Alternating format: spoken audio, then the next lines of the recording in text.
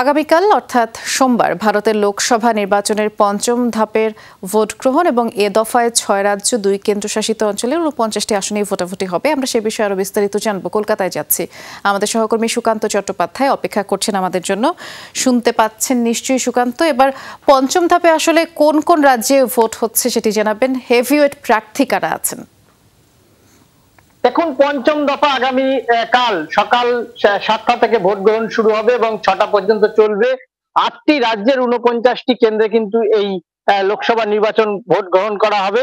এর মধ্যে রয়েছে উত্তরপ্রদেশ, মহারাষ্ট্র, পশ্চিমবঙ্গ, বিহার, উড়িষ্যা ও ঝাড়খণ্ড এবং জম্মু কাশ্মীর ও লাদাখে একটি করে আসন রয়েছে। এখানে মূলত গত আগামীকালের যে লড়াই, মূলত জাতীয় কংগ্রেসের সাথে অর্থাৎ বিজেপির যে প্রধান প্রতিপক্ষ তার সাথে কিন্তু লড়াই রাহুল গান্ধী, জাতীয় কংগ্রেসের প্রধান মুখ অর্থাৎ ভাবি প্রধানমন্ত্রী হওয়ার যে স্বপ্নে দৌড়ে রয়েছেন রাহুল গান্ধী।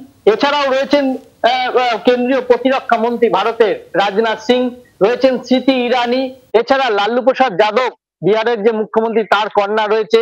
এমন কিন্তু নানা নক্ষত্রের কিন্তু কালকে ভাগ্য নির্ধারণ হবে সকাল ৭টা থেকে সন্ধ্যা ৬টা পর্যন্ত যে ভোট গ্রহণ হবে তার মধ্যে।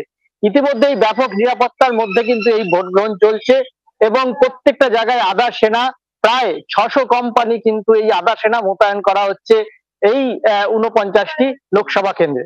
বৃষ্টি, বেশ বিস্তারিত করে আপনি জানাচ্ছিলেন সুকান্ত, ধন্যবাদ জানাচ্ছি।